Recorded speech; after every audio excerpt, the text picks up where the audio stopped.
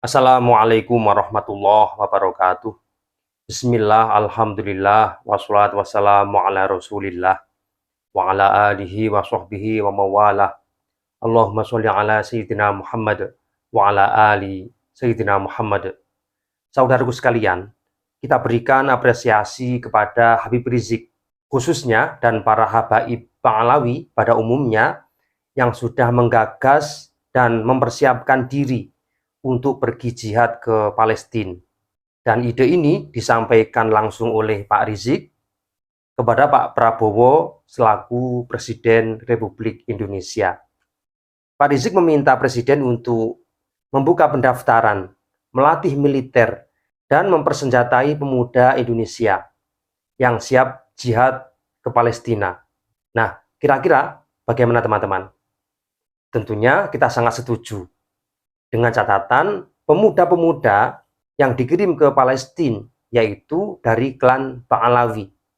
Mereka harus daftar terlebih dahulu dan yang wajib memimpin perang yaitu tokoh-tokoh Ba'alawi yang biasa menampakkan diri sebagai sosok tegas, sok keras yang selalu berorasi lantang tentang kekerasan.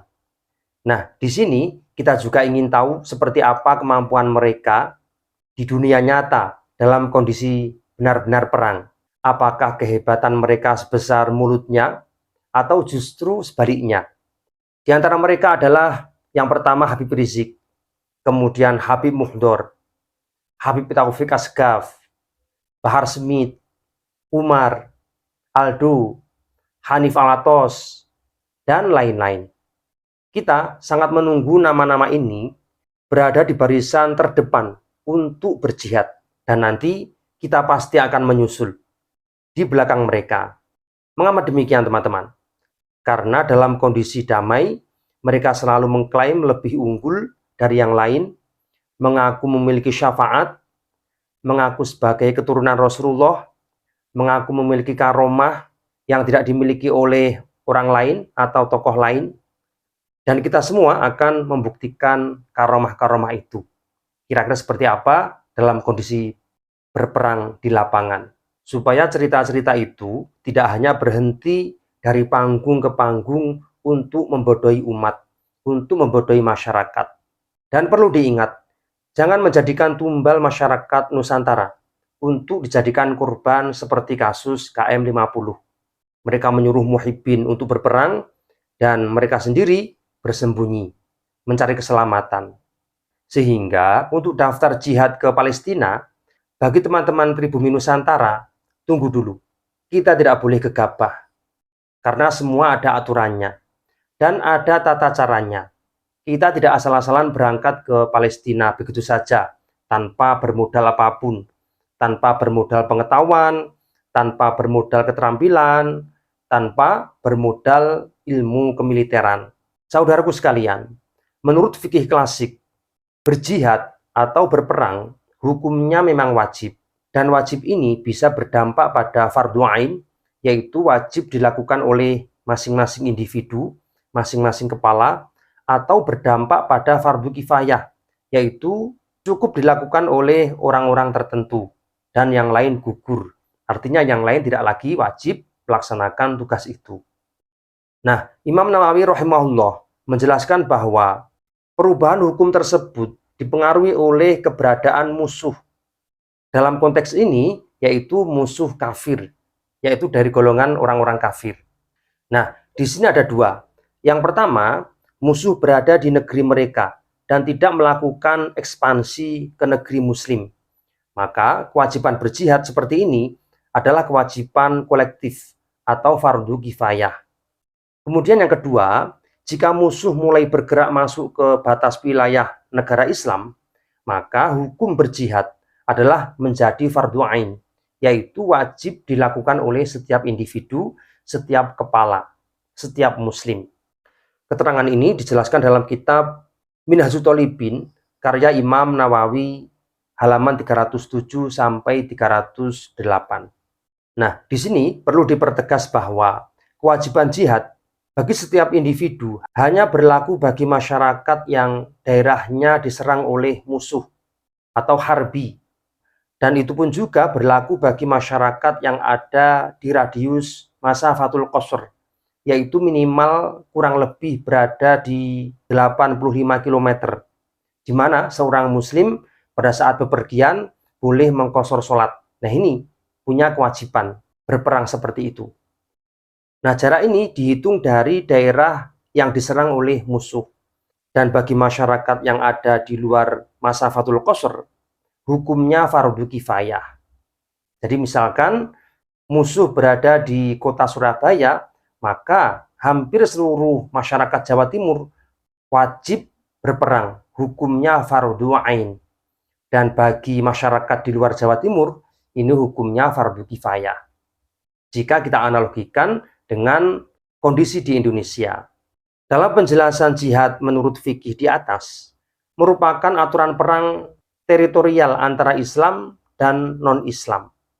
Dan juga dunia seolah-olah sudah terbatasi, dan antara satu dengan yang lain tidak saling mempengaruhi. Sedangkan sekarang tatanan dunia mulai berubah, yaitu berada di dunia global. Teritorialnya sangat jelas sekali teman-teman, yaitu sistem negara dan bangsa. Di situ tidak ada lagi istilah negara Islam atau negara non-Islam. Apalagi pada saat ini, relasi dari negara-negara yang ada adalah damai. Artinya tidak dalam kondisi perang, bukan dalam keadaan bertikai. Maka ini sangat mempengaruhi terhadap geopolitik. Melihat seperti ini, walaupun sebenarnya jihad ke Palestina, jika kita berbicara pada fikih klasik, hukumnya fardu kifayah bagi masyarakat Indonesia. Karena wilayah sesama muslim. Namun, jika kita maknai jihad secara militer, secara fisik, untuk saat ini sangatlah tidak relevan, sangatlah tidak tepat. Mengapa? Karena situasi dan kondisi yang dijelaskan dalam fikih klasik jauh berbeda dengan tatanan dunia seperti sekarang ini. Perlu diketahui bahwa sebab diwajibkannya perang dalam fikih klasik yaitu ada dua. Yang pertama karena dorongan membela saudara seagama, sedangkan yang kedua karena dorongan untuk mempertahankan negara Islam dari serangan musuh yaitu negara non-Islam atau kafir harbi. Dalam pandangan fikih yang memiliki hukum fardu kifayah dengan berjihad secara militer, yaitu karena membela saudara yang dijajah karena negaranya sama, yaitu negara khilafah Islamiyah. Sedangkan antara Indonesia dan Palestina adalah dua negara yang berbeda, namun tetap memiliki korelasi, memiliki hubungan yang saling berkaitan antara keduanya, yaitu berkaitan dengan keagamaan dan kemanusiaan. Antara hubungan ukhuwah Islamiyah, yaitu persaudaraan sesama Islam, dan ukhuwah basyariah, yaitu persaudaraan sesama manusia.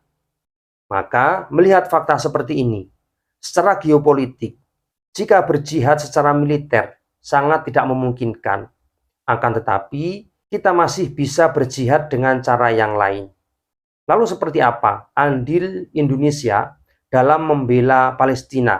Sisi lain kita tidak lagi mungkin untuk berperang secara militer, tapi sisi lain kita punya kewajiban secara moral untuk selalu peduli dengan Palestina.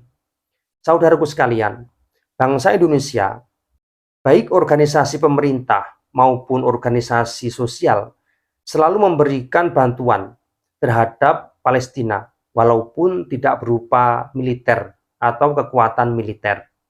Misalnya, tentang hak kemerdekaan setiap bangsa. Ini sudah tertuang dalam Undang-Undang Dasar 1945, sejak berdirinya negara Indonesia ini. Yang mana ini bukan hanya sekedar dokumen hukum, melainkan juga pijakan moral dan sejarah bagi Indonesia. Pembukaan Undang-Undang Dasar 1945 menunjukkan norma-norma fundamental dalam bernegara. Norma ini juga diimplementasikan dengan sikap aktif pemerintah dalam menolak penjajahan Zionis terhadap Palestina. Dan juga terus bersuara, memberikan dukungan terhadap kemerdekaan Palestina di forum internasional, yaitu di forum PBB dan ASEAN. Sejak awal berdirinya negara kita, yaitu negara Indonesia, kita selalu konsisten membantu negara Palestina. Misalnya, menolak delegasi negara Zionis dalam konferensi internasional. Dan ini dilakukan langsung oleh Bung Karno. Sampai hari ini, konsistensi kita tetap menyala. Sampai hari ini tetap kita lakukan, seperti apa yang dilakukan oleh Bung Karno. Misalnya, yang pertama, melalui hubungan diplomatis, yaitu tidak mengakui keberadaan negara tersebut, dan terus menyuarakan dengan lantang dukungan kita terhadap Palestina di setiap forum. Kemudian yang kedua yang terkini yaitu pada saat konferensi tingkat tinggi atau KTT, Organisasi Kerjasama Islam atau OKI, yang berlangsung di Riyadh pada bulan November 2023 yang lalu. Di situ, Indonesia menunjukkan sikap dengan menolak keterlibatan negara Zionis dalam Piala Dunia U20. Nah, selain lewat jalur diplomasi, ternyata Indonesia, baik rakyatnya maupun lembaga pemerintahannya, sangat antusias dalam memberikan bantuan kemanusiaan. Misalnya, untuk tahap awal, kita sudah mengirimkan alat-alat medis, kemudian obat-obatan, kemudian alat penjernih air minum, dan juga makanan seberat 51 ton menggunakan pesawat TNI, AU, dan pesawat kargo. Sedangkan untuk tahap kedua, pemerintah Indonesia mengalokasikan bantuan senilai 31,9 miliar rupiah atau setara dengan 2 juta US dollar. Kemudian Indonesia juga mengirimkan bantuan kembali untuk 3 negara yaitu Yaman, Palestina, dan Sudan dengan bentuk barang seberat 179,1 ton atau senilai 3 juta dolar Amerika Serikat. Nah, lalu apakah mungkin kita mengirimkan warga sipil ke Palestina untuk berperang melawan tentara Zionis? Jika kita artikan masyarakat sipil kemudian dipersenjatai dan ikut berperang di sana, jawabannya sangat tidak mungkin, teman-teman. Mengapa? Karena justru akan memperkeruh suasana dan menjadi problem baik bagi Indonesia sendiri maupun bagi dunia internasional. Nah, yang bisa kita lakukan adalah mengirimkan masyarakat sipil untuk perdamaian. Itu pun harus mendapatkan mandat dan persetujuan PBB. Dan sampai hari ini, PBB belum menyinggung masalah itu. Karena sekarang ini masih fokus ke arah gencatan senjata. Semuanya berupaya bagaimana perang ini tidak berkepanjangan dan tidak lagi menelan korban jiwa yang lebih banyak. Nah, setelah PBB merestui adanya relawan sipil untuk ikut ke Palestina, mereka bisa bergabung dengan PBB. Misalnya, mereka bisa ikut bersama-sama membangun fasilitas umum seperti sekolah, rumah sakit, rumah tinggal, tempat ibadah, dan tempat rehabilitasi. Jadi bentuknya seperti itu jika kita betul-betul mengirimkan relawan dari masyarakat sipil. Bukan seperti Habib Rizik dipersenjatai kemudian perang melawan tentara Zionis. Ini sangat tidak masuk akal dan justru akan membahayakan bagi relawan sendiri. Saudaraku sekalian, anjuran jihad secara militer yang dilontarkan oleh Pak Rizik Syihab ke Palestina adalah sesuatu yang konyol. Karena geopolitik yang terjadi saat ini sangat tidak memungkinkan. Karena jika Indonesia mengirimkan pasukan perang ke Palestina, maka negara-negara sekutu, yaitu sekutu bagi Israel sendiri, pasti tidak terima, termasuk Amerika Serikat, Belanda, Inggris, Prancis, dan lain-lain tentu tidak akan terima. Dan mereka pasti akan memusuhi Indonesia secara umum. Bukan hanya pasukan yang dikirim ke Palestina. Tentunya ini akan mempengaruhi eksistensi bangsa Indonesia secara keseluruhan. Akan tetapi jika Pak Rizik Syihab dan para habaib Alawi ingin tetap ngotot berangkat ke Palestina, berjihad secara militer, secara fisik, tentu sangat kita dukung. Akan tetapi dengan catatan tidak membawa nama Indonesia. Silahkan mengatasnamakan masyarakat Yaman. Artinya apa? Ketika mereka berangkat ke Palestina, mereka mengatasnamakan mujahidin dari Yaman, bukan dari Indonesia. Kenapa? Geopolitik global dan Indonesia tetap memiliki nama baik di mata dunia internasional.